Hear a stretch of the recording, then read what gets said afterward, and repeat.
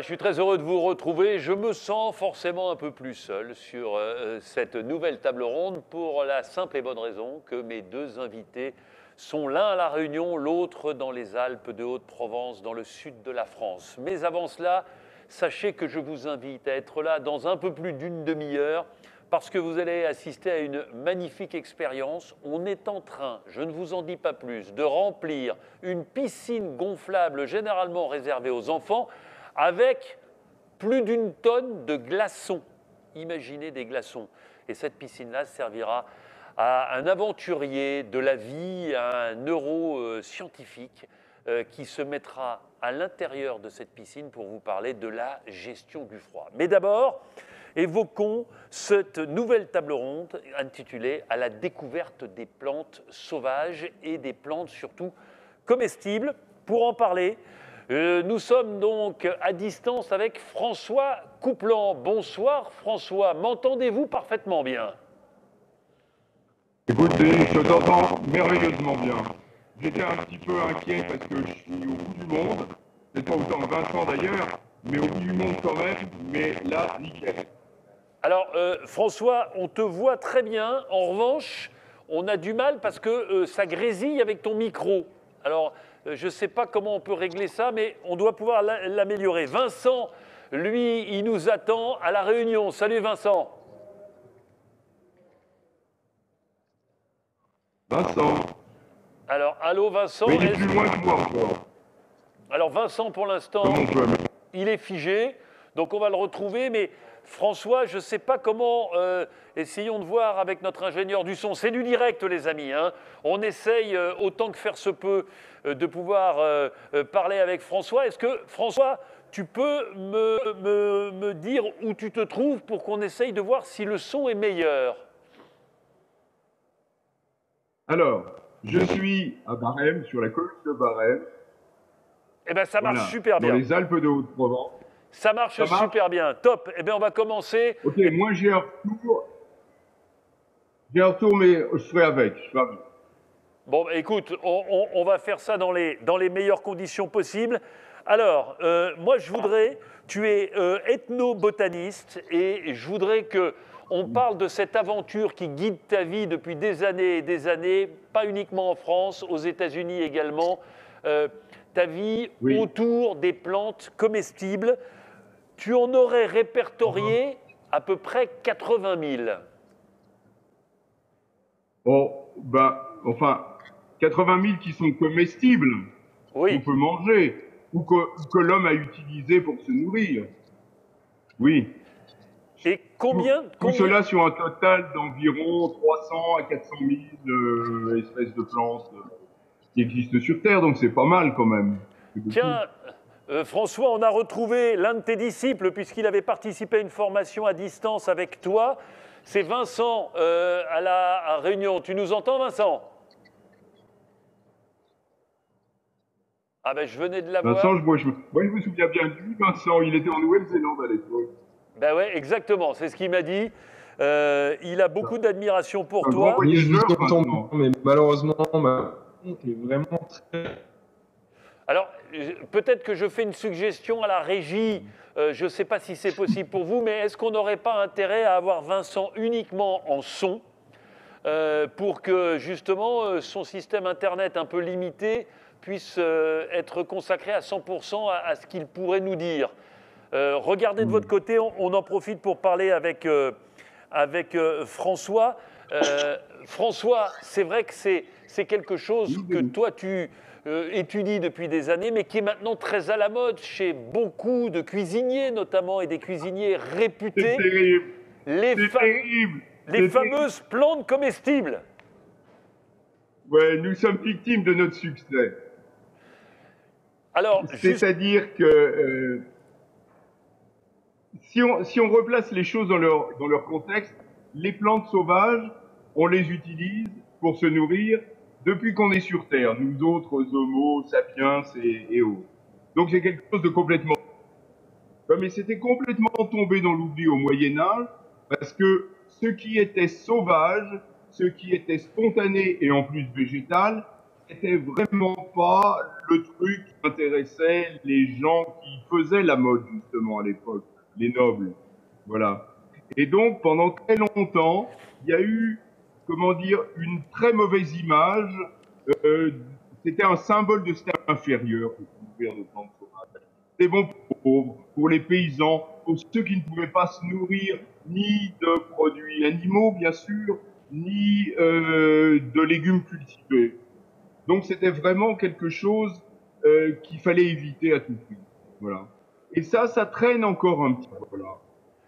Et puis, bon, il y a quand même des gens qui ont trouvé que c'était intéressant, la diversité de ces plantes, la diversité de ces saveurs, la teneur en principe nutritionnel. Donc il y a des gens qui se sont dit, ouais, c'est chouette. Voilà. Et tu as raison de parler des chefs cuisiniers, puisque quand j'ai travaillé avec Marc Vera, c'était son fonds de commerce, si je puis dire. C'est ce qu'il a fait connaître. C'est lui, avec mes conseils éclairés quand même, parce qu'il faut pas faire n'importe quoi avec les plantes, je pense qu'on en reparlera.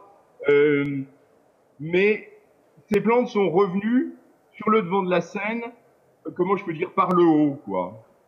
Donc voilà, maintenant on est dans une situation ambiguë où pour beaucoup de gens on se méfie parce qu'on sait jamais, ça peut être toxique, on sait jamais, ça fait quand même un petit peu pas très sérieux, c'est un petit peu loufoque.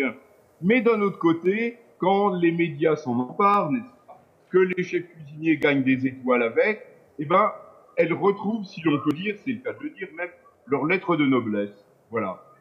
Le seul problème, c'est qu'une mode, évidemment, tous ceux qui s'y adonnent sont pas forcément, comment je peux dire, des connaisseurs. Les plantes, tout à l'heure, 80 000 espèces dans le monde. En Europe, j'en ai recensé plusieurs milliers. C'est quelque chose auquel il faut vraiment accorder de l'attention. Alors justement, François, Il faut prendre le temps, quoi. François, on ira voir Vincent, je crois qu'au niveau Oui. du son, ça fonctionnera dans un instant. François, juste Ok. un mot, tu as écrit un livre qui est vraiment la référence, la Bible dans ce domaine-là, intitulé Le régal végétal. Comment Oui. les gens qui nous écoutent peuvent aller à la découverte de ces plantes comestibles, sachant que forcément, dès l'instant où on part en cueillette, eh bien, on a aussi la peur de tomber sur des plantes qui ne sont pas comestibles, voire qui sont toxiques. Mais c'est fort judicieux que de le préciser, ça. Euh, il faut, il faut aller dans aucun extrême. Ne pas craindre que tout ce qu'on a autour de soi et qu'on peut ramasser soit toxique. Ne pas non plus se mettre à cueillir n'importe quoi en se disant ouais, je l'ai vu faire à la télé, il a ramassé ça et c'est très bien les plantes cosmétiques. Non, il faut simplement connaître. C'est comme apprendre. Écoute, c'est pas compliqué. Apprendre à lire, c'est pas inné, c'est pas spontané. Non. On l'apprend. Apprendre à conduire, même chose, on l'apprend. Bien, accueillir des plantes sauvages, c'est pas inné, c'est pas spontané non plus, ça fait partie d'un apprentissage. Alors le mieux, c'est, à mon avis, d'aller. Ce qui se faisait dans le temps, ça a toujours été comme ça, c'était la façon de faire, c'est-à-dire aller sur le terrain avec quelqu'un qui connaît et qui peut montrer avec les enfants. C'est génial parce que les enfants, ils retiennent très rapidement. Les adultes, c'est toujours un peu plus compliqué que les enfants, n'est-ce pas? Mais voilà.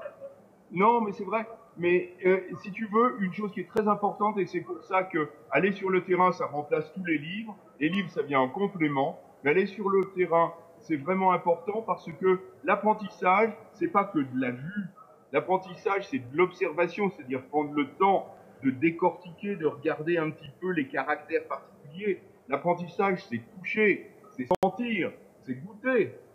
Quand on est avec quelqu'un qui connaît les plantes, qui va vous faire goûter, et là, ça y est, on sait. Donc, on acquiert des repères très rapidement, mais c'est quelque chose qui se fait très rapidement. Moi, je fais quand j'emmène une boîte de Vincennes, par exemple, mais en 3 heures et demie, je leur apprends à reconnaître, sans se tromper, on va dire quoi, allez, une quinzaine de plantes qu'ils peuvent cueillir et qu'ils vont pas confondre avec d'autres. Et François, moi je vais venir un jour avec toi au bois de Vincennes parce que ça m'intéresse et ça me passionne. Vincent, est-ce que tu nous entends depuis la Réunion, même si nous n'avons pas la chance de te voir? Oui, je vous entends. Ah ben voilà, Est-ce on qu'il n'y a t'entend pas trop de parfaitement bien, ça c'est formidable. Donc tu es avec... Tu m'entends, Vincent? est-ce que tu entends François? Oui, je t'entends bien, François.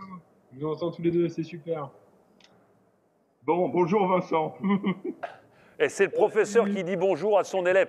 Alors Vincent, pour corroborer les propos de François, toi tu as mis en pratique ta connaissance de ces plantes comestibles en réalisant une traversée de la France en autonomie alimentaire, comme quoi on peut trouver cette autonomie dans notre pays avec évidemment les connaissances requises. Alors, pour être précis, j'étais pas en autonomie alimentaire totale. Je transportais quand même des bonnes sources d'amidon sous forme de farine, Ouais. sachant que je pense que pour être en autonomie alimentaire tout en étant nomade, c'est judicieux de quand même soit porter plus, soit faire des haltes pour faire du stock, tout simplement. Et ce n'était pas mon objectif. À ce moment-là, quand j'ai fait cette traversée de la France, mon objectif, c'était plus découvrir des plantes que j'avais pas identifiées autour de chez moi. Ouais. Parce que j'avais commencé justement avec avec un ouvrage de François il y a bien longtemps. Essayer de voir un petit peu, identifier toutes les plantes dans un périmètre de 10 km autour de chez moi. Et puis à un moment, je me suis dit, tiens, il y a quand même plein d'autres plantes que j'ai jamais vues sur le terrain. Ouais. Je vais essayer de les trouver. Et de là, ça s'est transformé en une aventure qui ressemblait à, tiens, qu'est-ce qui se passe si j'essaye de puiser le maximum dans la nature directement? Et comment est-ce que surtout mon corps va réagir? Est-ce que je vais pas me heurter à ce que tout le monde me disait alors, c'est-à-dire bah, tu vas perdre des kilos, Ouais. tu vas être anémié, alors que pas du tout. J'ai au contraire découvert une source d'énergie dans les plantes sauvages, et c'est pas, je dis pas ça comme une espèce de mythe, hein. C'est vraiment, j'en étais moi-même étonné, hein. Je dormais moins, j'avais plus d'énergie, j'ai même pris du poids. C'était très étonnant. J'ai eu l'impression que c'est comme si, en mangeant quelques orties crues, simplement tous les jours, quotidiennement, avoir un peu plus de plantes sauvages crues. Je cite les orties parce que c'est vraiment la plante la plus facile à identifier. On l'identifie les yeux fermés, quoi. Ah, Okay. oui. Rien qu'en mangeant quelques orties, j'avais l'impression de enfin avoir assez je sais pas, de combler des carences de type minéral, peut-être plus de minéraux. Mais mon corps était.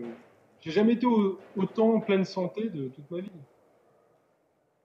Aussi simplement. J'avais un François, sommeil très réparateur, je faisais énormément de sport. C'est François, est-ce que parfait. tu partages ce sentiment? Est-ce qu'en mangeant ces plantes comestibles, on est en meilleure forme physique, on trouve tout ce dont le corps humain a besoin, plus encore que dans dans nos légumes beaucoup plus conventionnels?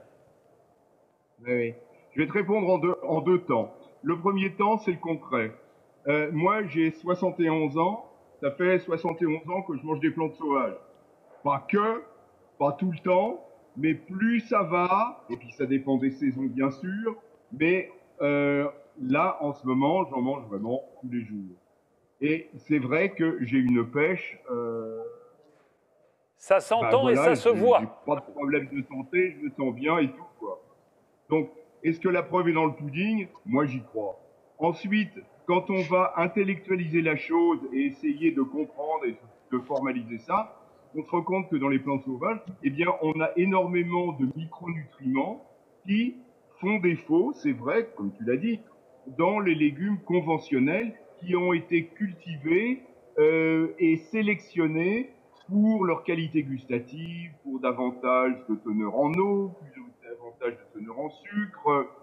Et donc, c'est tout à fait logique de penser que, en mangeant des plantes sauvages de façon régulière, et encore une fois, d'ailleurs, il l'a dit, Vincent, il n'y a pas que ça, hein, il n'y a pas que ça, mais en tout cas, c'est un complément, voire une base alimentaire qui, franchement, donne la pêche et fait du bien. Ça se constate et ça s'explique. Vincent, tu as réalisé un trek de plus de 3000 km en traversant de part en part la Nouvelle-Zélande en 2018. avec l'objectif de cartographier les plantes comestibles que tu as trouvées. Comment concrètement se déroule ton travail? Comment justement tu pars à la recherche de ces plantes comestibles, certaines que tu connais, j'imagine, et certaines que tu découvres? Ah ben, alors, il y a plusieurs questions. Alors, euh, globalement, de manière très simple, je marchais plein sud pendant des mois et quand je reconnaissais une petite plante qui me plaisait bien, que je savais comestible et que j'allais peut-être en prélever un petit peu pour la goûter, pour en mettre dans mon repas du soir, et que surtout c'était une dynamique de peuplement importante. Je ne risquais pas d'épuiser la ressource en me servant. Là, je notais, je prenais la coordonnée GPS et je la consignais sur mon téléphone, tout simplement. Par contre, quand je me heurtais à une plante où l'identification était un peu plus incertaine, ben, je sortais tout le poids qu'on pouvait juger inutile que je me trimballais sur les épaules pendant des mois. C'est-à-dire que j'avais plusieurs livres d'identification que j'évite toujours de me fier qu'à une seule source. Ouais. Et surtout, si je suis pas sûr à plus que 100%, si j'ai le moindre doute, je l'ingère pas. D'autant plus si je suis seul, que je l'ai jamais mangé, parce qu'on n'est jamais à l'abri peut-être d'une réaction allergique ou je ne sais pas. Je pense que François, on a sans doute parlé quand je n'entendais pas. Mais la nature est pleine de bienfaits, mais on ne faut pas non plus ingérer n'importe quoi sans connaissance. Bien sûr. Je l'ai dit, François, je l'ai dit, promis. ouais, François, tu es expert Oui. de ce qu'on appelle la survie douce.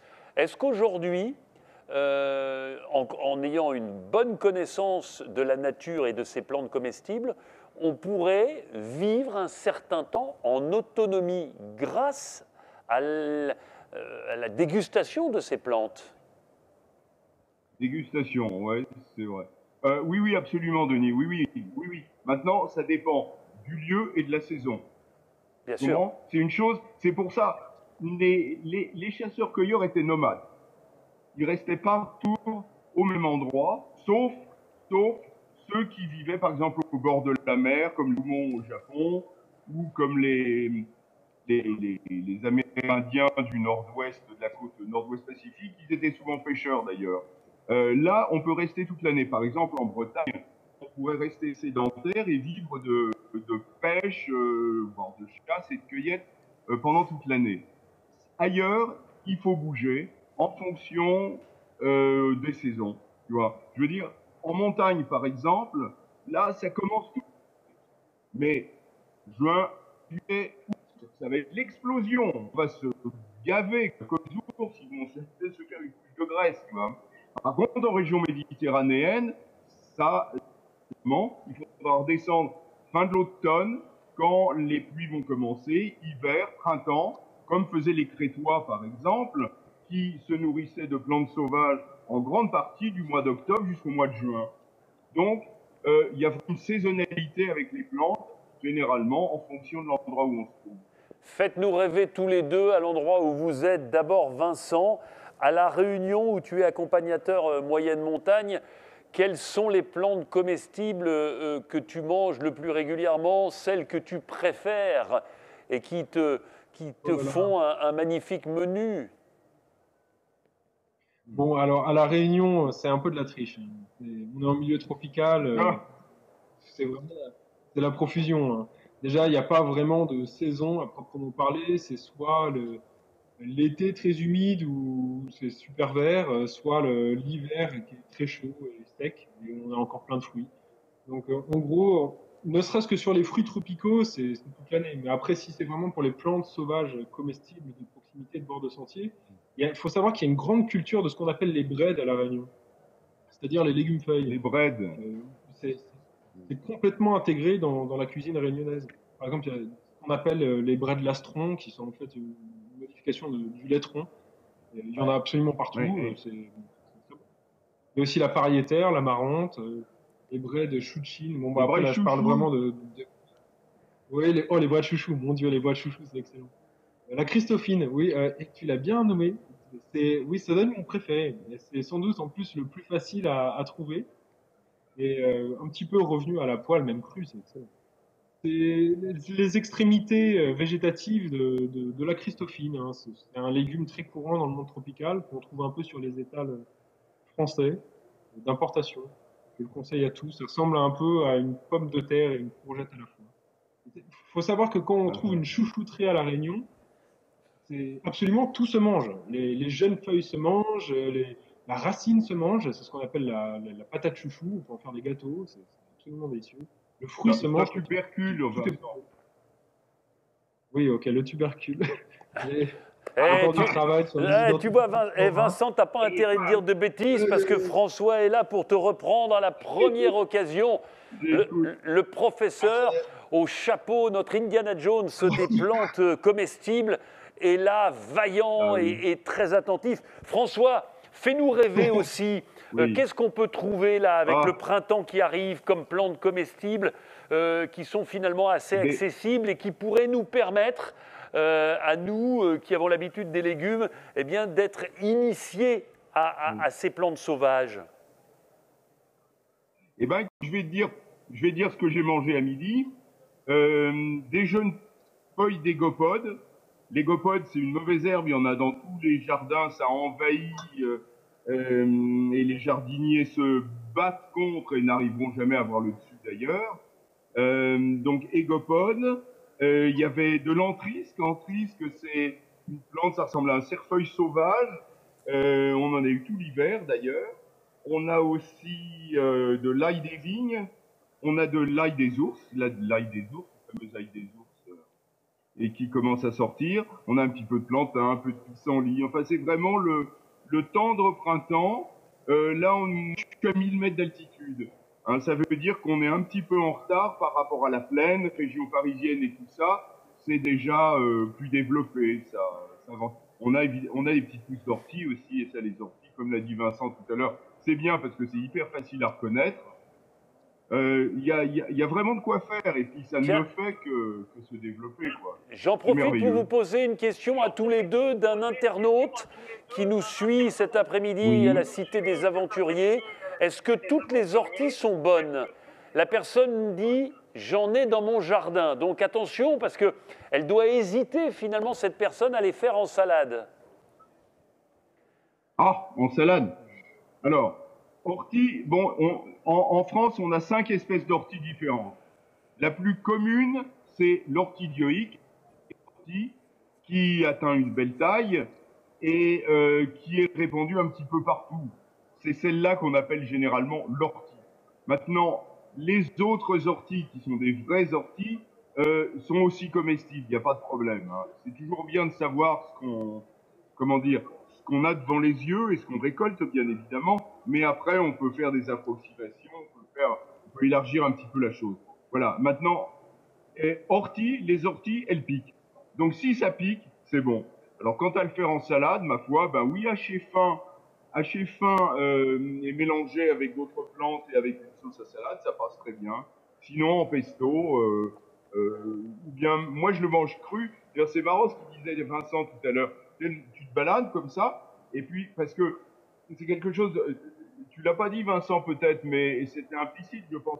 C'est que quand on marche et qu'on se nourrit, en fait, on va pas forcément s'arrêter, faire des repas à heure fixe et des machines comme ça. Moi, je disais que quand je me promène, je grignote à gauche, je grignote à droite, une petite pousse d'ortie à gauche, une tige de berce à droite, et ça contribue à l'alimentation, comme faisaient nos ancêtres plus itinérants. Voilà. Et donc, les pousses d'ortie, on peut les prendre, on les écrase entre les doigts, on mange ça, et c'est vrai que c'est vachement bon, quoi. On a envie de partir en balade avec toi, François, avec toi, Vincent.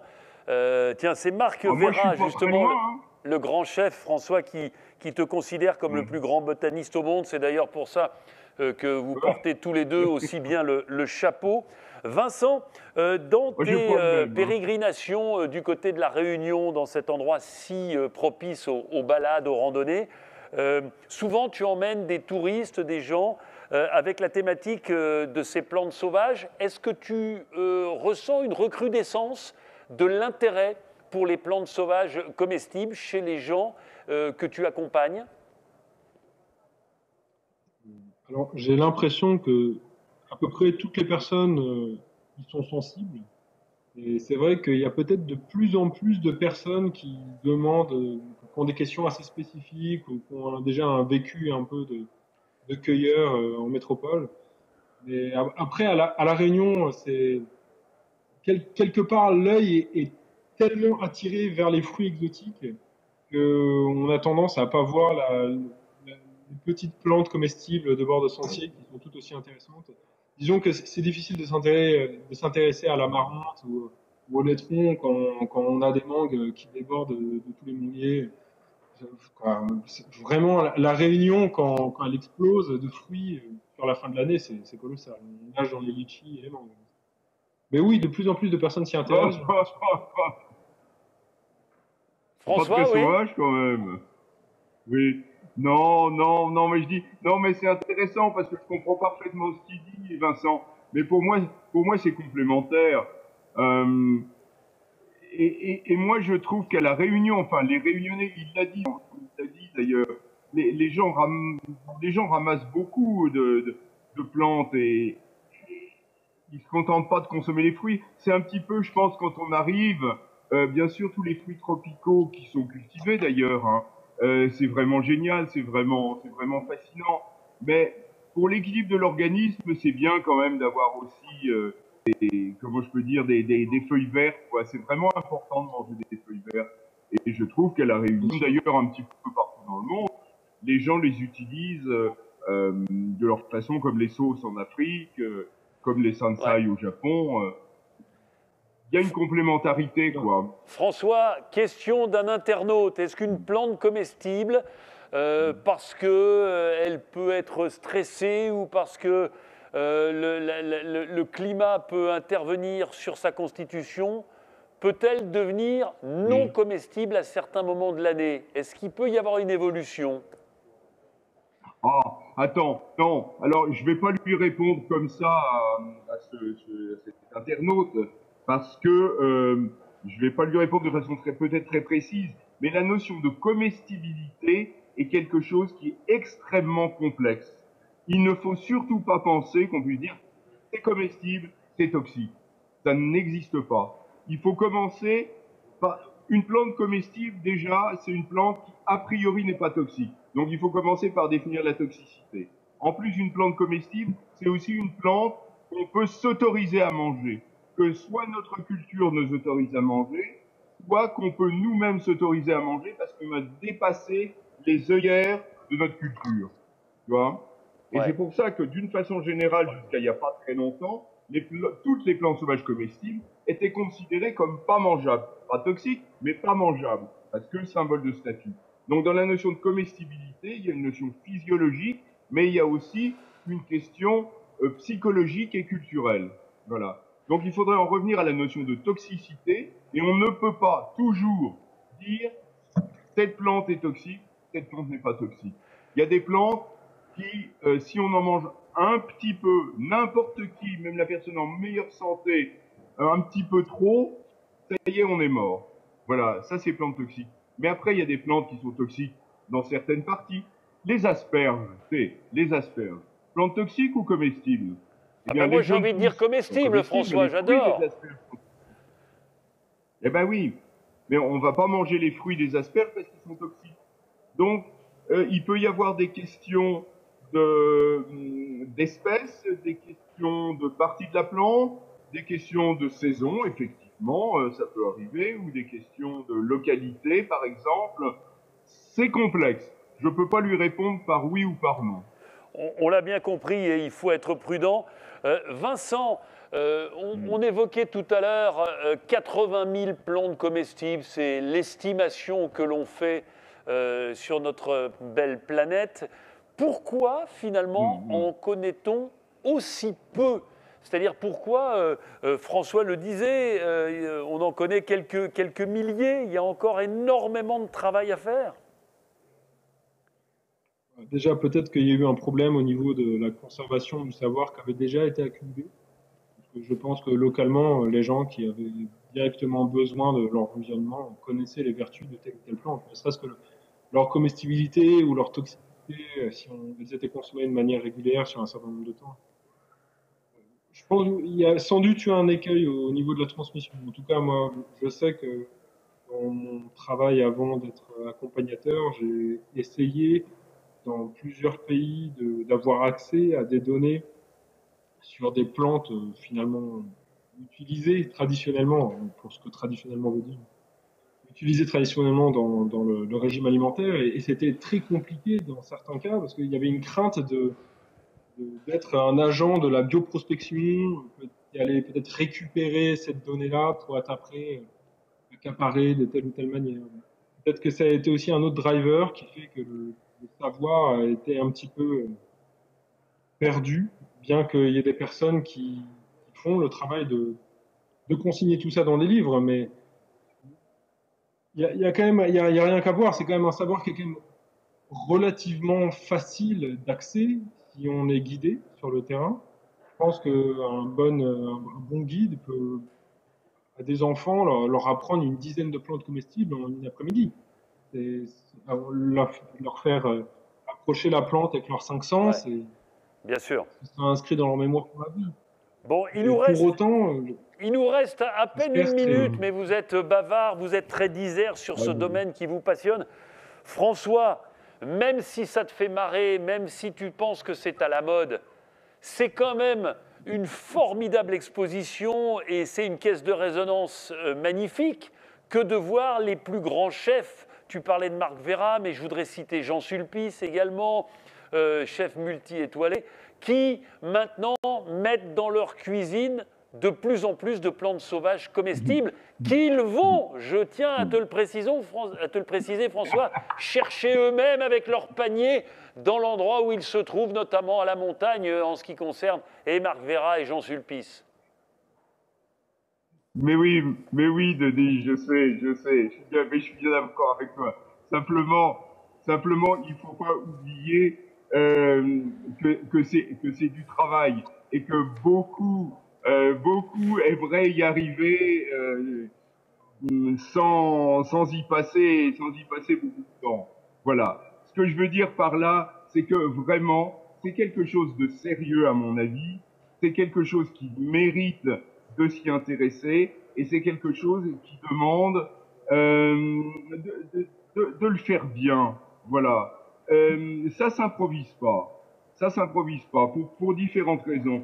Pour une question de danger d'une part, pour une question de respect d'autre part. Je pense qu'il faut vraiment Ouais. euh, voilà, considérer le végétal comme quelque chose d'important et qui nous correspond. Voilà. Donc, Merci. pour ça, moi, je donne des stages, je vais monter une école. Il faut que ça essaime aussi de ce côté-là et que les choses se fassent sérieusement. Voilà, Denis. Merci beaucoup François, quel faconde, merci Vincent de nous avoir accueillis chez toi à La Réunion pour parler de ces plantes comestibles. Et pour corroborer tes propos, François, il y avait une question d'un internaute, mais tu viens d'y répondre. Évidemment, il faudrait peut-être ouvrir plus d'ateliers de découverte de ces plantes dans les écoles pour une meilleure sensibilisation des enfants. Absolument. Parce que les enfants sont les adultes de demain et si on veut retrouver eh bien, cette habitude de manger des plantes comestibles sauvages, il faut que ça parte de l'enfance. François, merci infiniment. C'est toujours un bonheur. Et Vincent, même chose, de nous avoir éclairé sur ces plantes comestibles cet après-midi dans le cadre de la Cité des Aventuriers ici à la Cité des Sciences et de l'Industrie à la Villette. Merci à tous les deux. On se retrouve pour la dernière table ronde d'ici quelques minutes avec une table ronde sur l'aventure forcée. Mais d'abord, mesdames et messieurs, vous allez vivre une expérience extraordinaire avec celui qui détient le record du monde du temps passé dans la glace. Oui, en maillot de bain, torse nu. Il s'appelle Romain Vandendorp. Il a tenu 2h35 minutes. Alors rassurez-vous, cette expérience ne va pas durer 2h35 minutes, mais il va essayer de vous faire comprendre que l'expérience contredit régulièrement la théorie lorsque l'on parle du froid. Vous êtes frileux, je suis frileux. Eh bien regardez, avec Romain, peut-être que nos préceptes de départ vont évoluer. C'est l'expérience, la dernière expérience de cet après-midi. Et franchement, restez avec nous parce que ça vaut le coup d'œil et les informations de ce neurobiologiste seront extrêmement précieuses. À tout à l'heure pour la dernière table ronde. D'abord, place à la piscine, mais une piscine remplie de glaçons, vous allez voir.